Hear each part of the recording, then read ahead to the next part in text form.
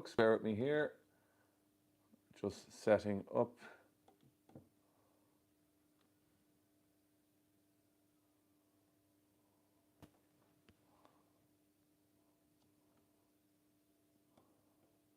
Set up.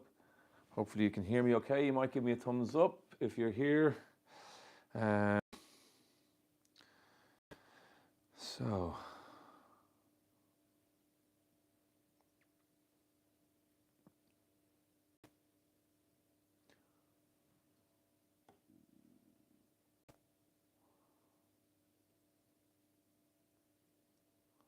Okay, so just setting up. I have to do one last. Still getting used to everything.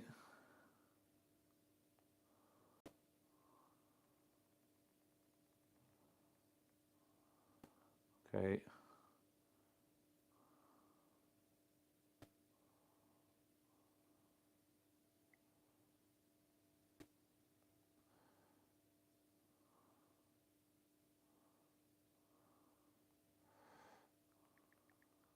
Okay, so we're going to be about 10 minutes.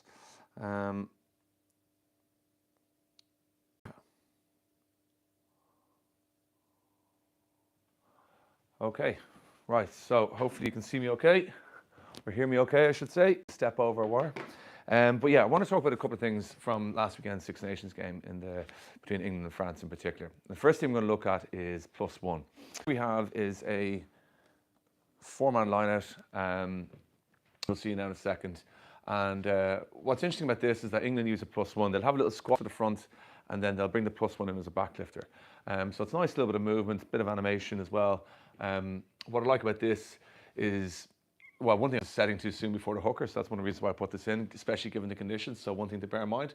But as you see, that little squash to the front, and then they come in, and +1 comes in as a backlifter, and they go play and get on the front foot. So what's interesting about this is that I feel that France, well, firstly, like I said, they set quickly. But what I like about this is that we've got 4 defenders here. 1, 2, 3, 4. England 4 in the line out. They've got their +1.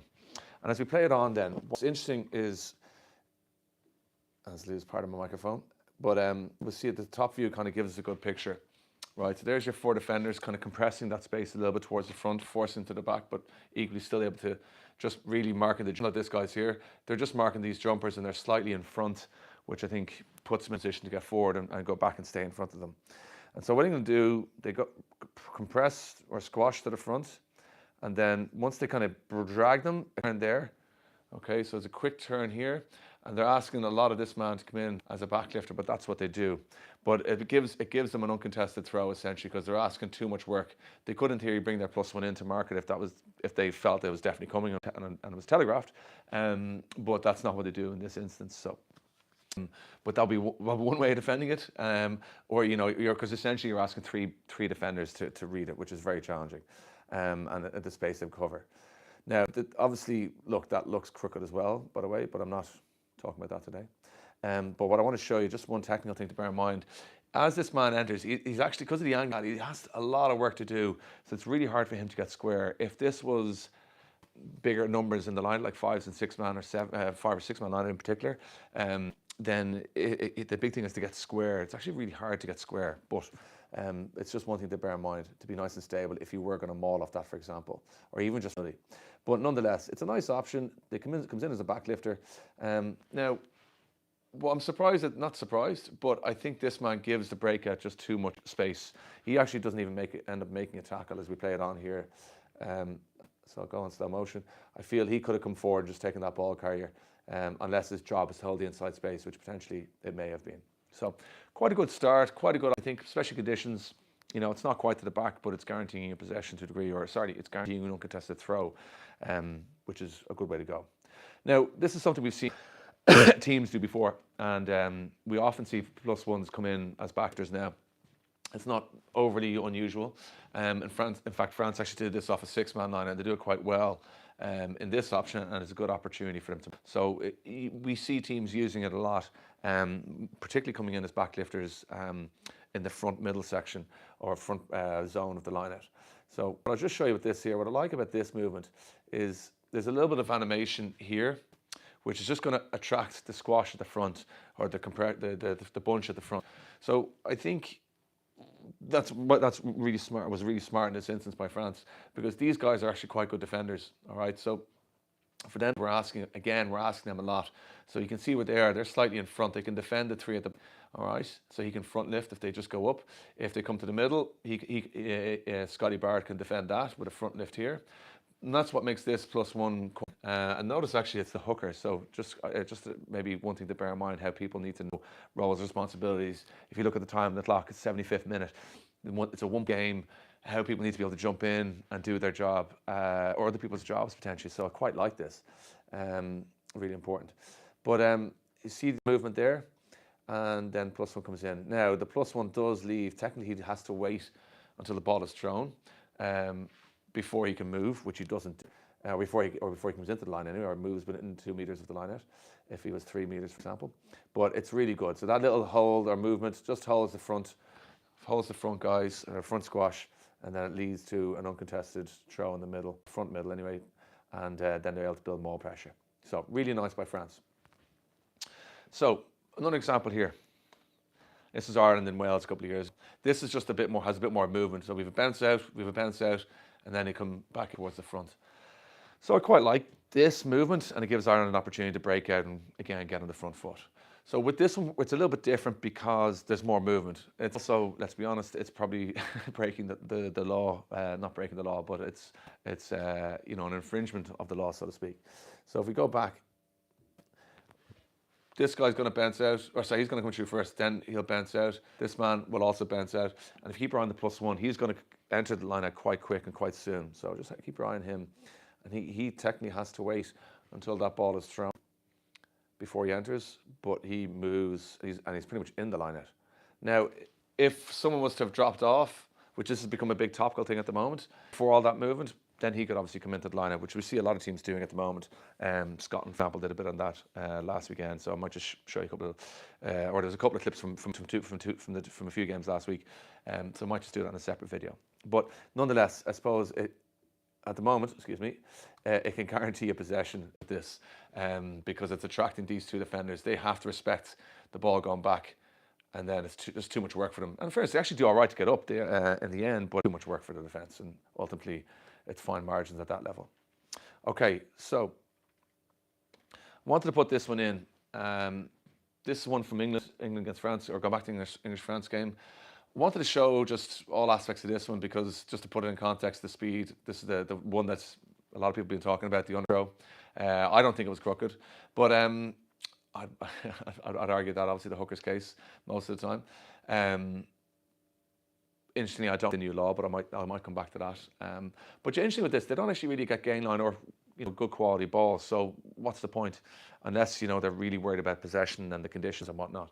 But what I wanted to show with this is that there's a nice little bit of animation from the back of the line out. So if we look at the speed there, that's kicked. We look at the speed now as they set. Okay. So keep your eyes on this guy here. He's just going to put his hand up, which just does enough to attract. But often we see this picture here where there's someone standing at the front of the line out, and the person opposite, or defender opposite, may notice an aspect of it, or may respect it to a degree. But most of the time, most teams don't really worry about defensively, because this guy's ready to close the front door, and then if the ball does go back to a hooker, look, he's got a bit of ground to cover, and then they're just going to be playing off the edge. Sometimes it's about possession, so it depends on the team and what you need. So I'm not against it if you end up doing that option. They'll bail out to the hooker, or back to the hooker. But either way, most defenders don't really pay that much heed to this guy. But if there's movement, they might start it. But because of the way this happens, all right, once that hand signal goes up, see there, hand signal goes up. Once that happens, that just does enough to attract people. You don't think it's going to happen at the same time. So it's actually really smart from France. And I quite liked it, and now he's thinking about it. Whereas he might have, if it was a bit more pause, he might have been looking at his opposite man potentially. So smart by France.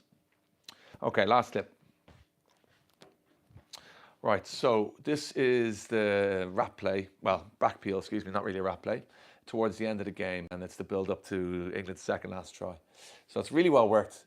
On a six-man line-out, they just attack that middle back space, and they have a tail gunner at the back, or last defender at the back, and there's some really nice work to kind of get around the corner. once they get front foot. So what's interesting about this is that once they're taking out the tail gunner, they do their little peel play, and then they do 2 quick pick and goes back against the grain because France overfold.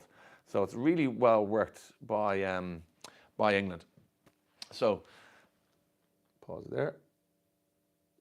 So they win the ball in the middle backspace. Here's your tail gunner, and because of what the next does, so they'll hit and spin, and then there's an extra person around on the open side. He's going to take him out of the game, which gets the big guys running at small guys. So it's really well worked as we play it on. So it gets the big running at small guys. Now these two do close up quickly, but big guys against small guys, like I say, yards after the tackle, and they get 2 yards short of the line. So, they're still on the front foot, and we can see that overfall from France, which then, as I say, leads to a pick and go back against the grain. So really smart work and a well-worked try from looking down on the spider cam, because we do get a good look just at this picture here, excuse me. All right, so I know it's a bit blurrier sometimes in this, but we have a 1-3-2-ish setup, and we see France, so even though France compete with this man here, England, their movement is so sharp and crisp that they get up. And France are quite aggressive. So once if you can compete, if you win the ball against a team that's competing, particularly in this zone here, you're really under pressure then, which is what leads to this try. So they do their movements, step back, goes up, wins the ball, then a hit and spin, and it's this man here on the outside that does a really good job to pin the gunner, and then we can see getting around, they just get around the corner, and as I say, they overfold, and it leads to a try. So really well worked by England. So that's really it. Thanks for watching. Please, I suppose, like the video. Let me know what you think of this format. It's a little bit different. Hopefully this was a bit cleaner, a bit crisper. I'd like to kind of do this a bit more regularly. So let me know what you think. Click the like button, share it, and subscribe. And as I always say, help the channel grow and the discussion grow. Cool. Cheers, guys. Thanks so much.